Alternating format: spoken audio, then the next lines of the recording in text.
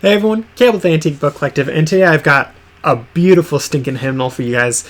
This video, I guess it's going to be a little bit of a book brag. It might be a BOLO sort of thing. I'm just sort of going to show off this book to you guys. I'm not sure if you guys are going to love this sort of content that I'm doing on this one, but guys, every now and then I come across a book that I'm just like, oh, I have to show this one off. This is something else. This is something special. So guys, this right here is a beautiful hymnal from the Methodist Church. It actually is the hymns of Wesley. So if you guys are Christians, you've probably heard of Wesley. If you guys are Methodists, you've almost definitely heard of Wesley. Wesley, he and his brother actually started the Methodist Church, but there have been several offshoots from there that a lot of the churches we know today have also gotten their beginnings from.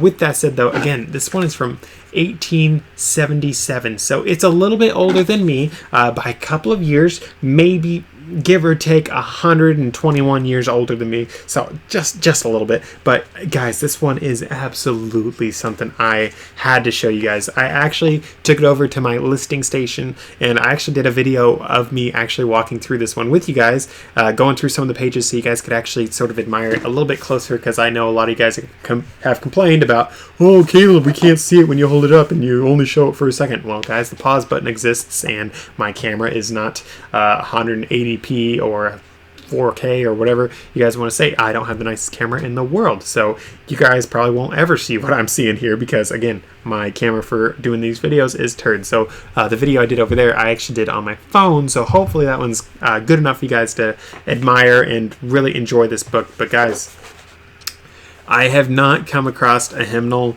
full of so many songs that I have never heard of in my entire life. Like, of course, I've been through quite a few hymnals and been like, wow, I don't know any of these songs. And then you get like one or two and it's like, oh, I actually know these two. This one, though, it's like, I've never heard of one of them. And yeah, I guess for a book that's 150 years old, I guess I shouldn't expect to know the songs in it, considering it's 150 years old. But it's just like, so many songs, guys, they have a story, and I'm actually going to show you guys me going through this video with you, going through this book with you guys in a video which I'm going to be showing right now. So here is our little hymnal. As you guys can see, it is a little bit older than me at 1877. This is the first time that I'm filming like this, guys, on my phone, so let me know what you think about it. It's cool. It actually says where it was printed, not just the publisher, which is always interesting. It's got a preface, all that sort of stuff. Honestly, I'm not really doing this video just about all the text, but you guys can at any point pause this and most likely read it if you want. Seeing as how this book is this old, it is public domain at this point, so I'm not too worried about redistributing the content of it on a video. But as you guys can see, here's just all the wonderful old hymnals that the Wesley brothers actually used back in the day during all their revivals. So this book, as you guys saw in the very beginning, was actually published in London. So that is in the UK. The UK is where the Wesley brothers did a lot of their stuff. So that is something definitely to keep in mind. Again, I'm just going to be going through this rather quickly, so feel absolutely free to pause this at any point to just take a look at these. I mean, honestly, guys, if you wanted, you could take some screenshots of this and you could go and play it on the piano yourself, sing it to yourself. I really don't care that much. I'm making sure that I get pretty good quality images for everything, just so you guys can really enjoy this to its fullest. And with that said, this is definitely going to be a long video. Why do I say that? Well, that's how thick this book is. So seeing as how it's a thick book, it will be quite a while that I'm just going to be going through this. But initially I was just thinking, oh yeah, I'm just going to sell this. I'm just going to list it right quick. It'll sell right quick. I actually just listed it, so we'll see when it actually sells. I wouldn't be surprised if it's sold by the time that I actually post this video. But it's a really cool book, and I just wanted to sell it and get it gone, but I was looking at some of these hymns and I was like, oh, those are pretty sweet. I like them, and honestly, I don't know if I've actually heard any of these before, which I think is quite sad. I mean, you think about all the stories of all the different hymns that we have nowadays. One of them that I like is, I'm brain farting on it right now. With Peace Like a River. So that one, guys, with peace like a river attendeth my way. That one. So that one, guys, it was actually written by this guy who actually lost his family in a shipwreck, and he actually chartered a boat and went out to where they were all killed and at sea, and he actually went and wrote that entire song. And it's quite the story. I mean, it really sort of probably will bring a lot of people to tears if you really think about it. I mean, you lose your entire family and then you go and create a beautiful piece of art like that. But a lot of the most beautiful songs we have as humanity actually came after some of the most terrible travesties. I mean, I think Johnny Cash wrote one after his wife passed on, and that was a beautiful song. I mean, there's tons and tons of examples of this, but this is just some of the stuff, some of the stories that are just lost to time, and a lot of hymns that honestly are most likely lost to time. I mean, I've never seen any of these hymns before. I've, of course, not studied every single hymnal under the sun, but I mean, I grew up in a conservative Baptist church. I think I saw a couple of hymns. Of course, we moved on to be Southern Baptist after that, and now we're a little bit spicier, but that's just sort of that. But yeah, beautiful hymnal, guys. I mean, if it wasn't for it saying that it's from 1877, honestly, I would not believe it. I would say that this book was at the oldest, based on the condition that it's in. I would say it is the 1880s, so I guess it's not too terribly far off from 1877, but it's just amazing some of the books that you guys can come across. I mean, there's several other books that I have right next to me that are all also about the Wesleys, but this one is just the first one, maybe the only one that I'll be doing a video on. But again, I just really wanted to show all this off. I mean, it's absolutely beautiful. As you guys saw in the very beginning of this one, it was actually published by the Wesleyan Conference, which means that it was actually still like done by the whole Wesley revival, more or less, if you think about it. It wasn't some third-party publisher doing this. It was actually still them after all these years, which is pretty stinking cool. And like, it's one thing to find a hymnal of the Wesley hymns nowadays, and it's like published nowadays, but I mean, when you get something 1877, that's a whole lot closer to when they were actually doing their thing. So it's really cool to actually think that you are getting something that was around a whole lot closer to when they were actually doing their thing. Oh, there's a stamp there. I didn't know they did a couple stamps through the middle of this one. Apologies for that, guys. But yeah, beautiful hymnal right here. I don't think I'm going to have enough time to actually go through all of this. So I will tell you guys right here and right now that if you really would like to see more of these, you should hop on eBay and actually take a look for them. This one was from the 1877. Sorry. Here's just the title page for you guys. Once again, it's a collection of hymns, and if you guys basically just do Wesley Hymnal. So here's Wesley's hymns on the cover. That's all I really looked up was Wesley's hymns, and then I looked up 1877. But there's that 1877 for that one, and I had quite a few different results pop up for it.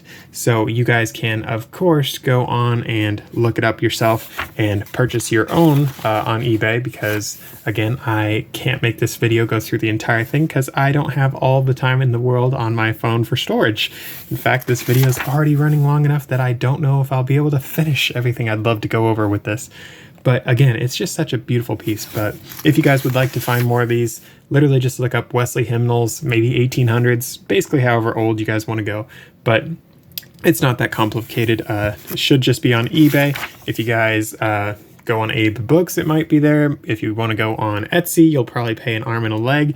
Obviously, I am not a fan of buying books on Etsy because Etsy... Guys, the pricing on Etsy is absolutely nuts. I mean, to quote Muffy Crosswire from Arthur, it is vomitrocious. It is just terrible what people try to demand their prices for on Etsy for antique books when you can go onto something like eBay and get it for a fraction of the price. Of course, I am sure there are people on Etsy who have found good deals. There are people selling on Etsy that aren't doing price gouging. But from what I've seen for books, for tons of other things, including like gold and silver coin, I mean, it is absolutely insane what people ask for on Etsy. I mean, it's sort of nerve-wracking and makes you nauseous. That's why it's vomitrocious, you know? But yeah, with that said, though, I think I am just going to call that good for this video. I will, however, tease you guys with a little bit of this action. It's really nice when you guys can get an antique book that you can still like do this with the pages, and they're not like crispy and crunchy and making you think more about potato chips than they are making you think about an actual book. But yeah, this is this book, guys. I really hope you enjoyed this little video. If you guys did, of course, you guys can drop a comment, let me know what you thought, because I can definitely make more videos like this if you guys liked it. There's just some views of the cover and text block. Don't know if you guys will like that part, but yeah, thank you for watching, and I'll hop back onto Big Screen Caleb right now. So yeah, guys, I hope you guys enjoyed that little walkthrough of me going through that book with you guys. This hymnal, again, is something so special. I don't find hymnals like this that I just stop and I'm like, wow, that really is something special. And I know I mentioned in the video about how so many of these songs of history, they have a story behind them. They have sometimes a pretty moving story. I know some people that have actually cried because of the story behind some of the songs. Some of these songs, guys, can just be so moving. And I know I said that I don't know any of these songs. That's a lot of stories behind these songs that I don't know, and that odds are almost no one knows. So it's really cool being able to use this platform to sort of get these songs out there, give them hopefully another life, if you will. Obviously I didn't go through all the ones. I mean, this is a big book. I didn't have enough time. I didn't have enough data on my phone to actually go through it all with you guys. But I do have one last thing about this book that I think is sort of special. So guys, a lot of people in churches around the 1800s, I'd say, might have been into the mid 1900s, but I've not seen it in any hymnals that are more recent. But a lot of churches actually they didn't just have the hymnals sitting in the pews for someone to kick, drop, and possibly spit on and hide some stuff in. Which, guys, I've seen some hymnals get abused at church. I'm not guilty of it. I do say that. But back in the day, books were really expensive, first off, so churches didn't just have them sitting out to be abused. People would actually go and purchase their own hymnals. So a lot of these hymnals that you would see that are the antique ones are actually not just from a church. It's from someone's personal collection. Potentially it was, let's say, someone's grandma who bought it for their church service, and then they passed it on, and then they passed it on. Sometimes these books, people will actually mark up their favorite songs. They'll write stuff that they felt the Lord speak to them with. They would mark down their favorite lines from some of these songs. They would have, let's say, some pages are creased open forever because it was always open to this page because A, they loved it, or B, the person leading choir at church loved it. So there's stuff like that about some of these that it just adds an added layer of life to these songs. And guys, this one actually has that nice little added life to this one. So in the very back, it has something written in cursive, which I cannot begin to read. Not because I can't read cursive. I can definitely read some cursive, but there's some cursive that just is not English sometimes. I'm sure of it. But this one, they wrote something, but I'm pretty sure it means it's their favorite songs. And they just went through all their favorite songs, the pages that they were on. I'm thinking it might be their favorite lines even. So one of them is on page 21, and then it says 4. So I'm assuming that that it might be hymn 21 actually, now that I look at it, because there are pages and there are hymns. So ooh, yeah, that might be the hymn and then the line that it is. So this one right here, it's 21 and then 4. So right here it says, riches unsearchable in Jesus' love we know, and pleasures springing from the well of life our souls overflow. That's a pretty good rhyme. I'm a little bit jealous of that one.